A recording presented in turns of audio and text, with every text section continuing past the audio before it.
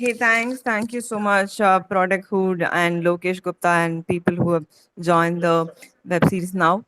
So, the topic for the day is: are you an emotionally intelligent product manager? I know this is a very favorite topic to me as well, because it's a fairly well accepted understanding that there are different types of intelligence. For example, IQ is one very common one. From our childhood, we've been like hearing about it. What's your IQ? What is his IQ? And from childhood, it has been always a part of us. So I'm actually hearing my voice back. One second, let me just control the volume. Give me a sec. I'm actually hearing my voice back. One second, let me just control the volume. Give me a sec.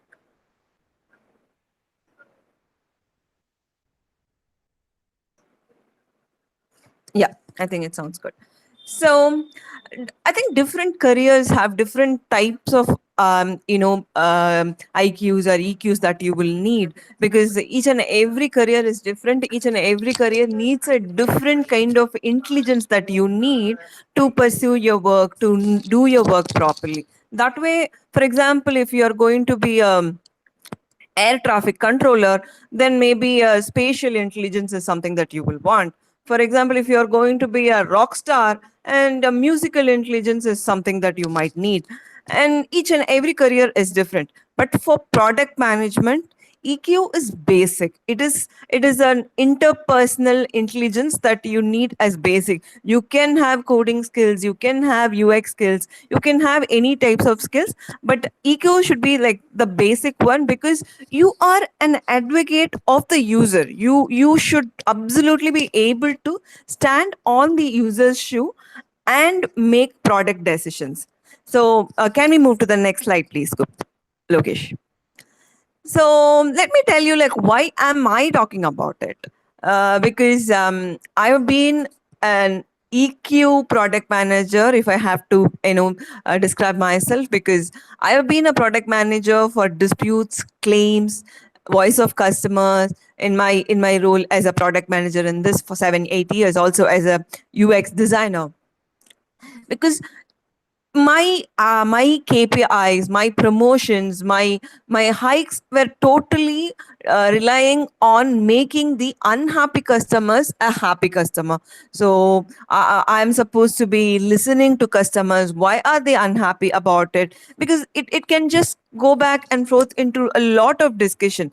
People get dissatisfied and unhappy for even small reasons, like when they buy a black shirt, they end up getting a pink shirt, or when the patient is not covered for rooms in their insurance companies, and when the SaaS product that they purchase is not probably doing the purpose of what it's supposed to be doing. People get upset for all the things, because these days people don't buy products. Yes, people don't buy products, they buy experience. So it is very, very easy to upset any customer when the experience of end to end product is not really doing the justice to their whole money. Even if they spend like 20 rupees, they basically want justification for all the 20 rupees.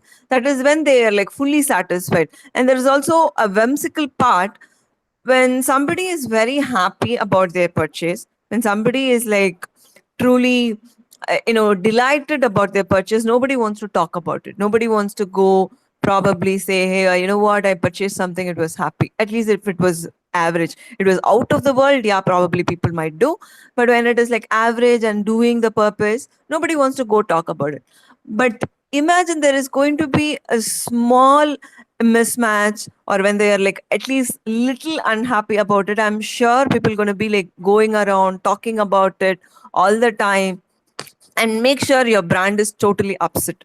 So EQ is not just about listening to them, understanding them, but also knowing what exactly they want. Can we have the next one, please, Lokesh?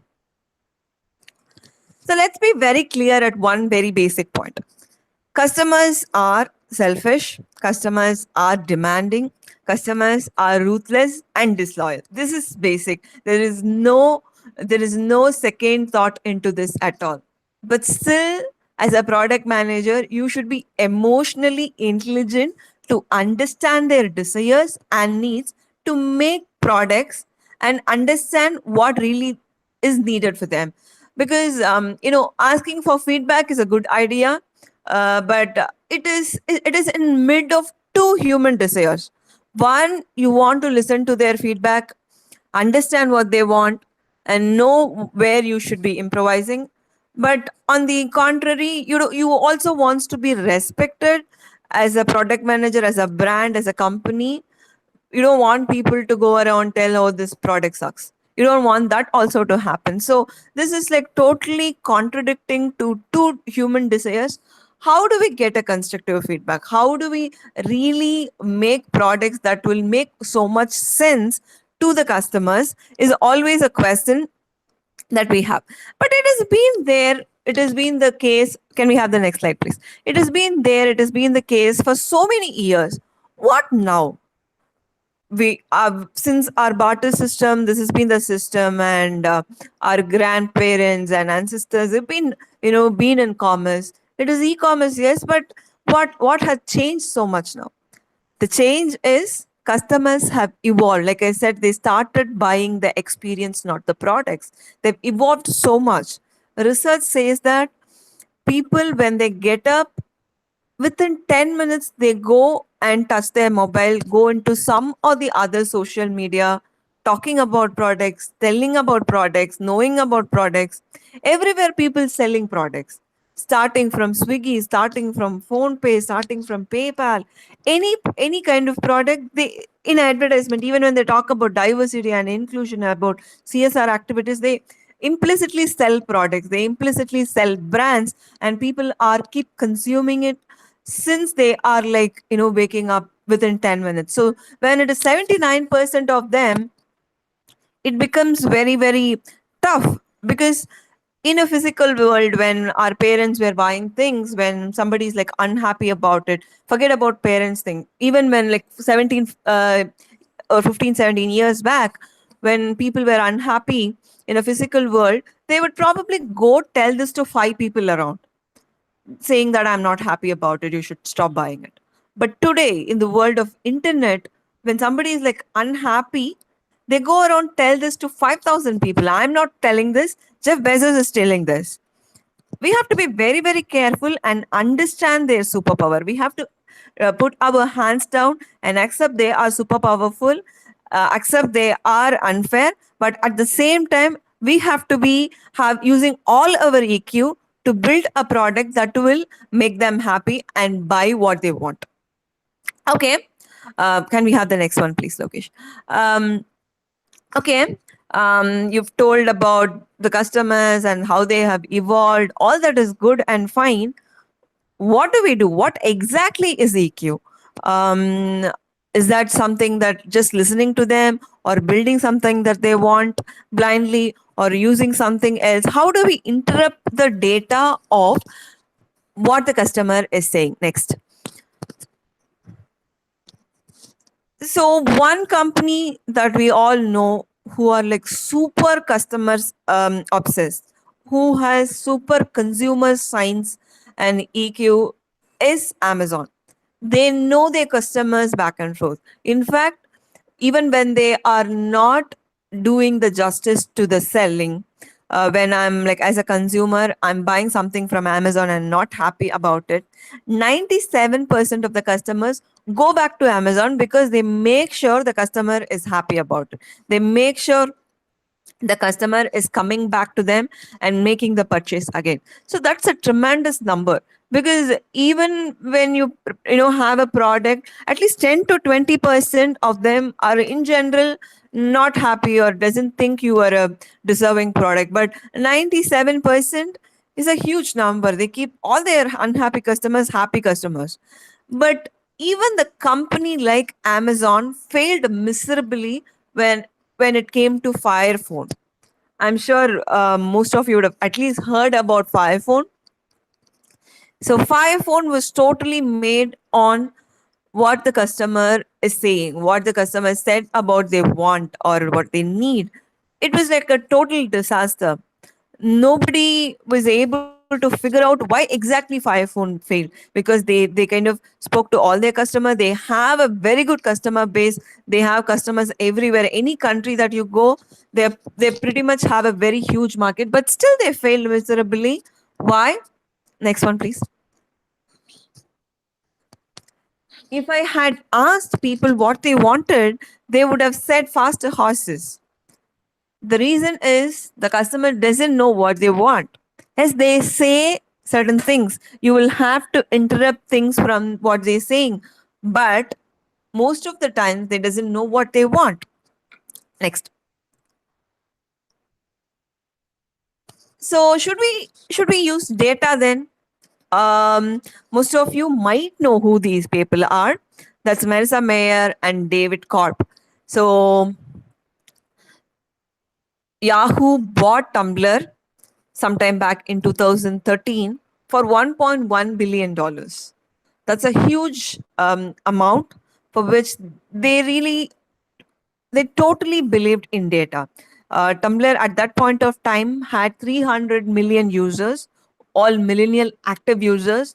So Yahoo at that point of time, when they wanted the market, when they wanted to capture the market again, they blindly believed the data. They did not go ask the Yahoo customers, will they really be happy using Tumblr, or is that the right product to marry with Yahoo and still make a lot of sense. They forgot to use the customer empathy. They just thought, okay, I'm building a product, it is going to run successfully.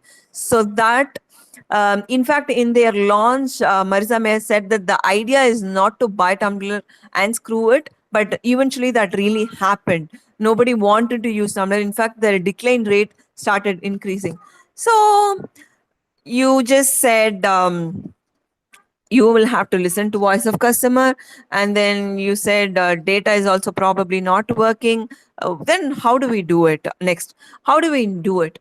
Both of it are not working. Then what's the whole concept? Looking at the trends and patterns, yes, but using both these data intelligently is the key.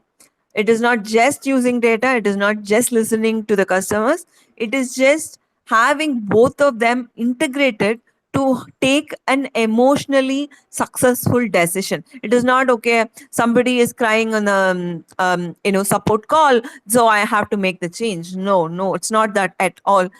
It is the emotional intelligence to understand and take a intelligent decision. Emotion, it can be there, but then taking an intelligent decision is the key for being a successful product manager. Next. So what really stopping us to take this? The problem is we are not thinking in systems. So I don't know how many of you heard of the story of an elephant and five blind men. So they're in a village when five blind men, they have no clue how an elephant looks. And they were asked to go touch and feel the elephant and tell how an elephant looks like. So there was somebody who was sitting at the top, touching the ears of the elephant, said, elephant looks like like a fan. And someone who was touching the legs said, elephant looks like a wall. And somebody who was touching the tails said, elephant looks exactly like a rope. Now everybody gets into a conversation, everybody is arguing. Now everybody is correct, but everybody is wrong as well. So how do you take an emotionally intelligent decision? You understand the whole system. It gets very, very difficult when you're working for a very big company, very, very huge company, where even for a single button you have 15, 16 product managers. Even if you're like 15, 16, you should understand what the customer wants, what the customer really needs. Will this really solve the problem the customer has? You could be from the HR team, you could be from the sales team, it doesn't even have to be a product manager, but you will have to understand what the customer really want and stand in their shoes. So thinking in system is the key for being an emotionally a successful and intelligent product manager. Next one, please.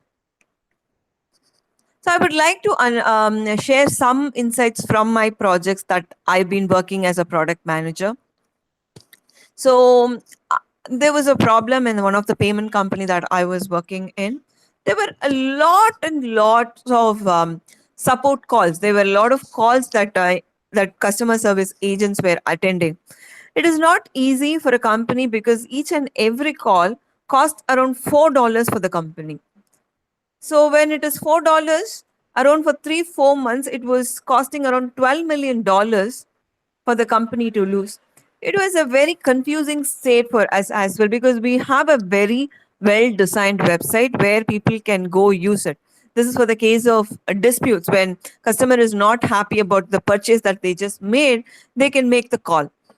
And why are people really, calling you? Because it is comparatively very difficult for a customer to come and use the platform and pick a call, have the number. We make them waiting in the queue for like, 5 4 3 2, and it takes at least 6 to 7 minutes for each and every call to reach out the customer service agent.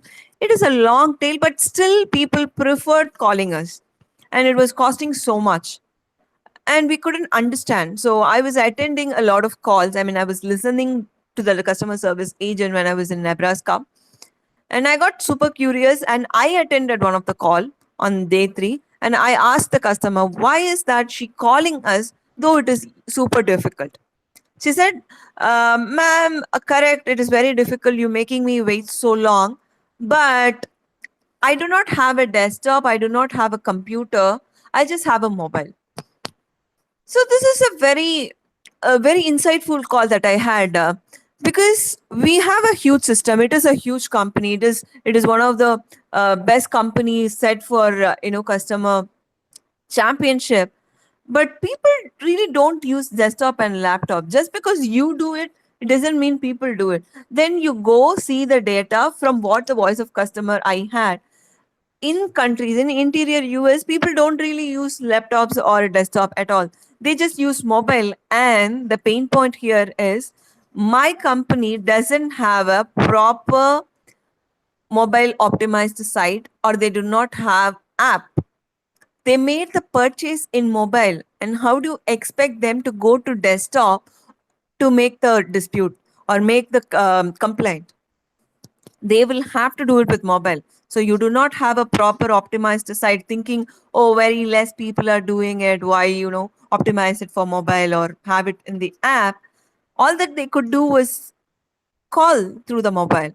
It was very insightful. If you just listen to it on a high level without any EQ, then you would be like, oh, maybe very few people in billions of transactions, very very few people have the problem. Why build something in their mobile and make the mobile heavy, or have an engineer work on a mobile optimized site?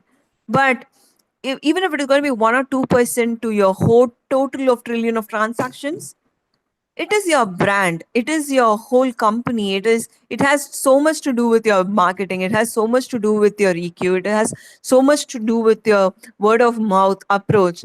You have to be super careful. Even if it is going to be 2 3 people, forget about 2 3 percentage. Even if it is going to be 2 3 percentage, it is easily lakhs and lakhs of people. How you can build a product that standing on their shoes, you all that you have to understand is stand on their shoes and think, what makes the customer wake up in the night, look at the ceiling and think about my product? What is making it difficult? Even if it is going to be a very very trivial part, what is making them go do a lot of things, load so much on their cognitive load? How to make it super easy for my customer, so they just buy and use my product? Can we have the next one, please? Travel with them. How do you understand if they are emotionally aligned with us? Travel with them.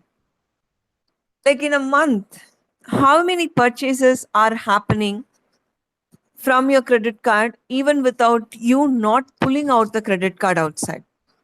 Netflix, LinkedIn, GoDaddy, Smule, and all others Play Store apps that you have given the credit card and probably forgot. A lots and lot of transactions, right? Remember the old days when you open the laptop, wait till it's like loading all the hundreds and hundreds of applications, Now everything is in cloud. Everything has become a subscribed economy. Nothing is like something loading in your computer. You don't have to watch that green mountains all the time and wait for the whole thing to get loaded and wait till that. The old server rooms have become table tennis courts. They are no more thing. It is because we've been like all our companies are evolving with our customers. If you don't do it, what happens if you do not have an emotional intelligence towards your customer? What happens? 70% of the Fortune 500 companies that was in the list in 1970 are no more in the list. Forget about 1970. 2005, 15%, 50% of them are not no more in the list. Why? They've got bankrupted, they are merged, acquisitions, some or the other reason. They are no more in the market doing the same thing that they were doing in 2005. It is just understanding your customers with proper data. 10 years back, Netflix was selling DVDs. When DVDs went out of sight, they could have easily gone and thought about, okay, Google is having a search engine. I think that's the best product, best company. Let me just copy them, come up with a Netflix search. No, they didn't do it. They evolved with customers. They understood what the customers want and came up with a SaaS product.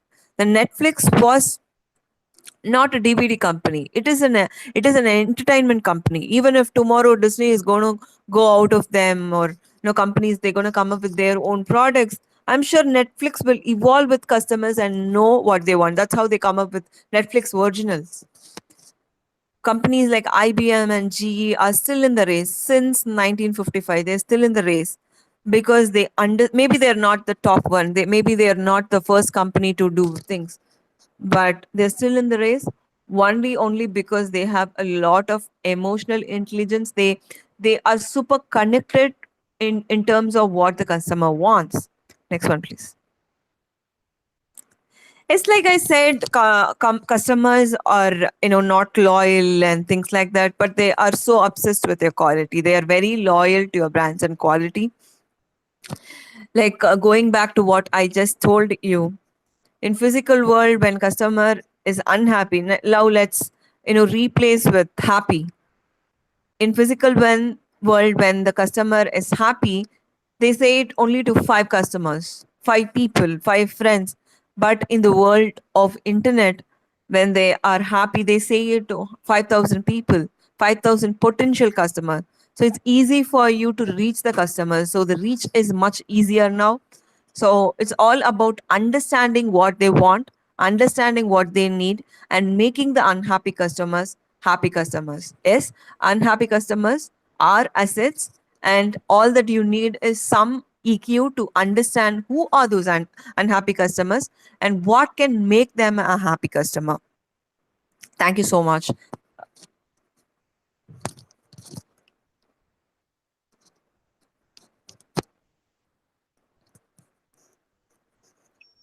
Hey, Lokesh Hey, Gupta. hey Janki. Hey Padmini. That was awesome. So, so I have a couple of questions here, and I'm sure the users must be having some questions as well. Sure. So first of all, I'll just ask you why. What is the difference between emotional, quotient and the empathy from a product management perspective?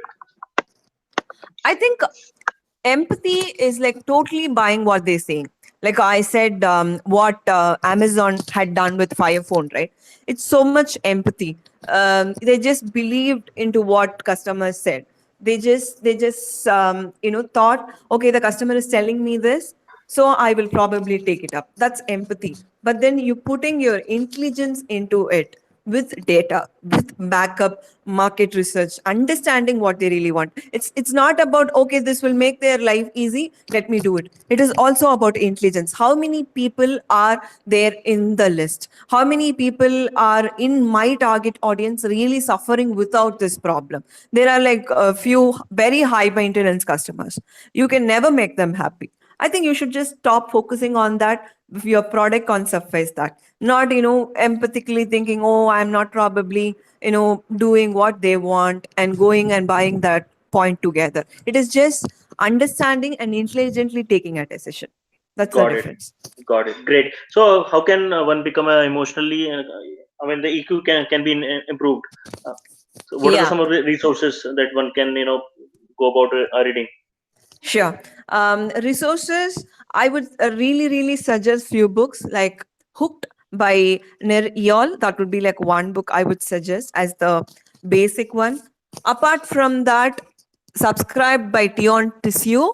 That's also a very good book when it comes to emotional intelligence, how people have, evolved. And Alibaba the House, the Jack Ma built. That is also a very good book on how Jack Ma had understood the market of China, because the market in China is totally different from the US. It is not the same. Retail is such a pain in China. How did they understand their market and then came up with? And the fourth book that I would suggest is The Hard Thing About Hard Things. So as a product manager, you can understand a lot of blind spots in this book. So these are the four books I would suggest. Apart from that, I think thinking on their shoes is a very basic thing.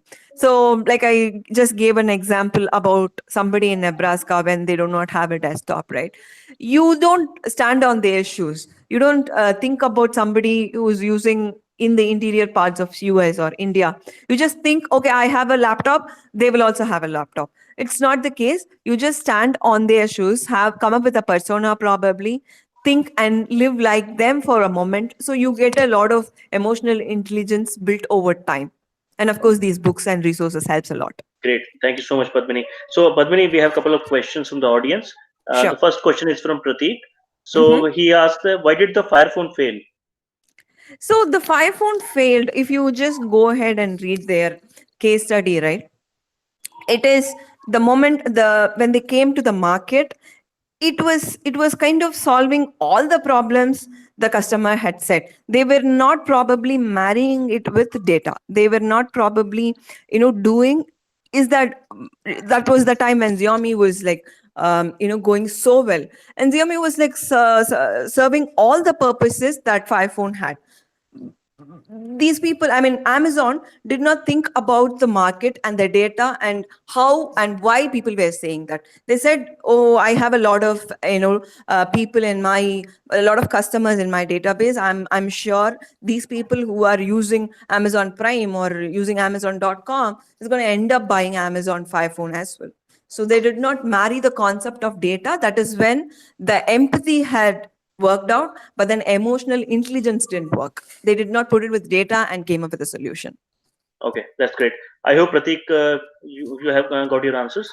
Next, we have Pramod, who is asking how to measure EQ and convert them into actionable insights, and any tools specifically to use that. Okay. EQ is not like IQ where you can say, okay, this person has 5 or 6 and things like that. I'm not really sure if we have tools. I mean, I'm sure anything that you go Google search, there is a tool for that. But I haven't really, went and scored it with a tool because it is a very whimsical thing. As a product manager, standing up there and then understanding your product, understanding your market, and then coming up with a solution, and then measuring it is the right way. I don't think it's the right thing for you to measure the EQ itself. Like, okay, this person who came for the interview, candidate number 1 had 5, this candidate probably had 4. No, I don't think we can measure it that way. It is totally about, and it is very subjective, and it is very subjective depending upon your product. For a product manager, the EQ level for a product manager in PayPal might be little different from a product manager who's working in a company like Swiggy, because their customers are different, standing in their shoes is different, and things are different. So I think it's a very subjective topic. Okay, great. So, guys, we have 1 or 2 more minutes before we close the webinar. Feel free to ask any questions. You can ping your questions in the live chat. Yeah, and I also like to say that I also write topics about consumer and their insights. If you like it, probably you can follow me in LinkedIn in the same name, Padmini Janaki. Or if you have more questions pretty later, you can feel free to ping me in LinkedIn. That's great, Padmani. Thank you so much for sharing all the knowledge and the learnings. Yeah, Uh, guys, thank feel you. Yeah, so what we'll do is, if there are any questions, you can pass it on to me, or you can directly connect with Padmini on LinkedIn, and she'll be more than happy to answer your questions. Thank you. Thank you, Thank you, Lokesh. Thank you, thank you, guys. Bye Padmini. bye. Bye Bye bye. bye. Take care.